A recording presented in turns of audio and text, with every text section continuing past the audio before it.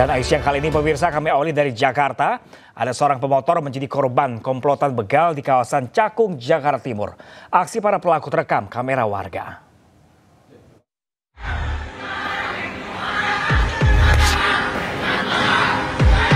Komplotan begal beraksi di Jalan Pulau Kambing Raya, Jatinegara, Cakung, Jakarta Timur.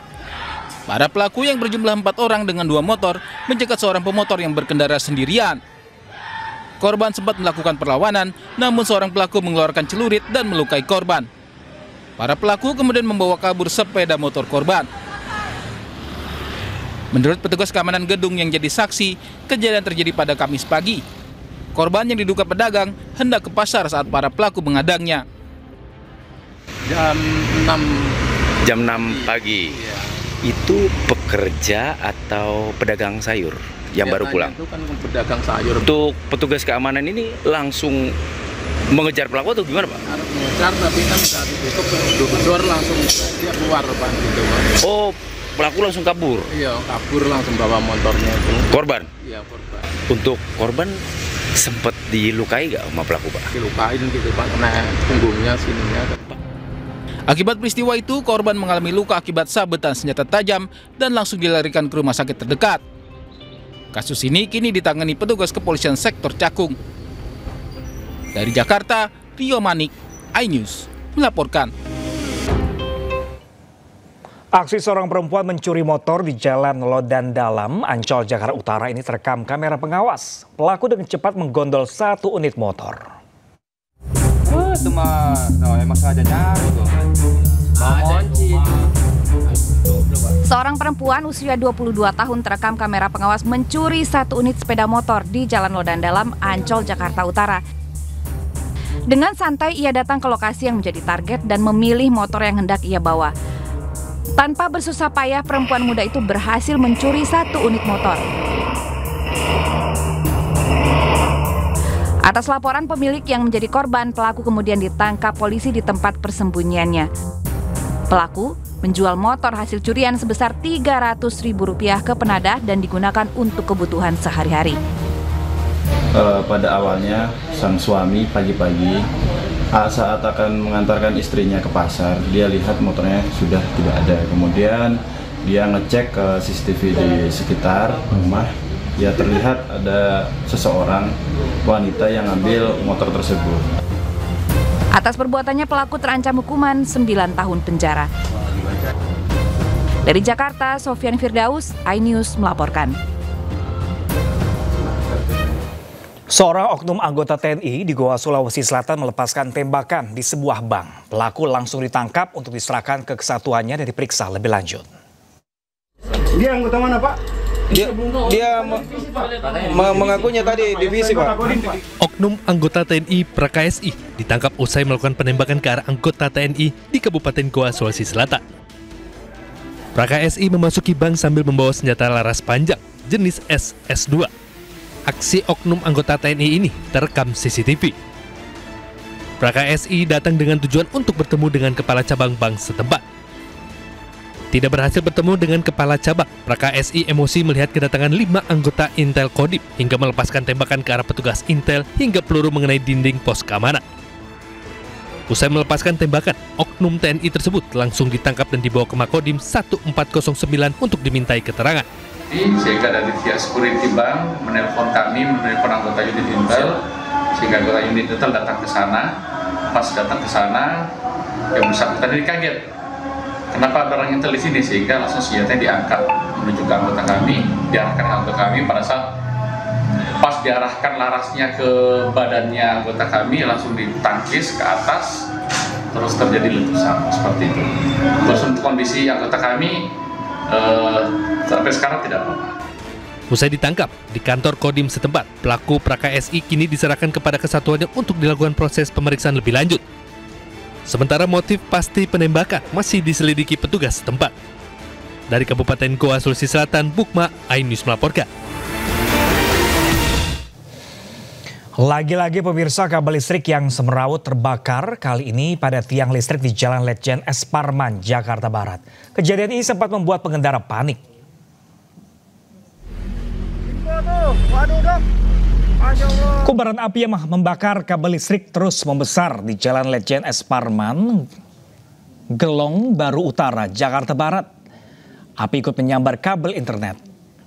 Kondisi tiang listrik yang terbakar berada dekat jembatan penyeberangan orang dan halte. Petugas damkar berupaya memadamkan api dan bisa memadamkan api 1 jam kemudian. Petugas PLN dan internet memperbaiki kabel yang terbakar agar dapat berfungsi kembali.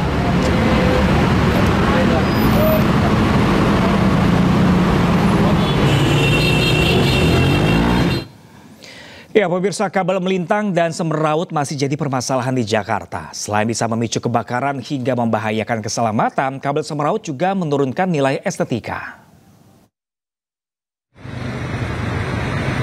Kabel tiang listrik yang semeraut menimbulkan berbagai permasalahan serius bagi warga Jakarta. Di sepanjang Jalan Duren 3 Raya, Jakarta Selatan, tiang-tiang listrik penuh dengan kabel semeraut yang melintang.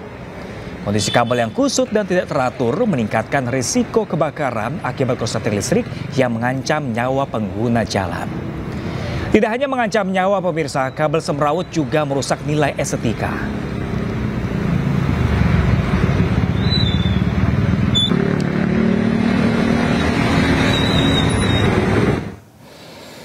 Dan pemirsa, untuk mengetahui informasi selengkapnya langsung dari kawasan Duren 3 Raya Jakarta Selatan, sudah rekan kami jurnalis iNews, ada Naura Syafika di sana. Selamat siang Naura. Naura, bisa ajak kami seperti apa sih semerawutnya kabel di sana, Naura?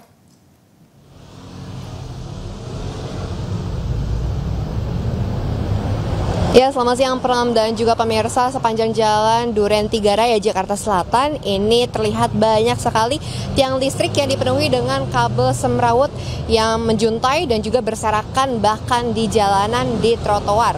Dan kami akan mengajak Anda untuk melihat secara langsung salah satu yang berserakan di jalanan yang tentu saja ini mengganggu pengguna jalan dari trotoar ini untuk melewati. Dan jika kita lihat memang ini sangat tebal sekali untuk kabelnya, dan jika kita lihat juga lebih jelas lagi ada beberapa kabel yang sepertinya sudah tidak aktif kembali dan juga sudah terputus. Namun yang masih menjadi pertanyaan adalah kenapa kabel-kabel ini masih menempel di tiang listrik ini dan tidak dibereskan kembali. Dan jika kita lihat lagi di atasnya ini banyak sekali Pram dan juga pemirsa untuk kabelnya, jumlahnya pun tidak terhitung juga, bahkan pemiliknya pun dari perusahaan mana saja kita juga tidak mengetahui. Dan dari pemerintah juga pastinya diharapkan untuk dapat memperbaiki atau merapihkan kembali untuk tiang listrik yang ada di sini. Dan tidak hanya dari titik tiang listrik ini saja, dari awal perjalanan jika pemirsa melalui Jalan Duren 3 Raya Jakarta Selatan yang lebih tepatnya mengarah ke Kalibata, ini banyak sekali tiang listrik yang seperti ini percis yang sudah dipenuhi dengan kabel semrawut yang pastinya ini membahayakan sekali bagi pengguna jalan, pengguna kendaraan bermotor juga, dan juga pastinya merusak nilai estetika karena tidak indah untuk dipandang. Dan jika kita ketahui bersama, kemarin beberapa hari yang lalu di Jakarta Barat memang sempat terjadi adanya percikan listrik, kebakaran dari adanya kabel semrawut maksud kami yang ada di tiang listrik yang seperti ini. Bahkan jika beberapa tahun yang lalu ini juga sempat ada korban yang menjadi korban dari adanya kabel listrik yang menjuntai di pinggir jalan. Dan jika kita ketahui bersama juga memang dari informasi yang didapatkan, memang untuk kabel-kabel kenapa perusahaan memilih untuk melakukan atau penempelan kabel di tiang listrik, karena memang untuk tarifnya dinilai lebih murah atau lebih terjangkau dibandingkan perusahaan harus melakukan penanaman di dalam tanah. Sementara itu Pram. Ya Naura, dengan posisi atau visual yang Anda berikan tadi, ini kabel-kabel berada di trotoar jalan, apakah otomatis ini mengganggu pengguna jalan atau pejalan kaki yang akan melewati di sana, Naura?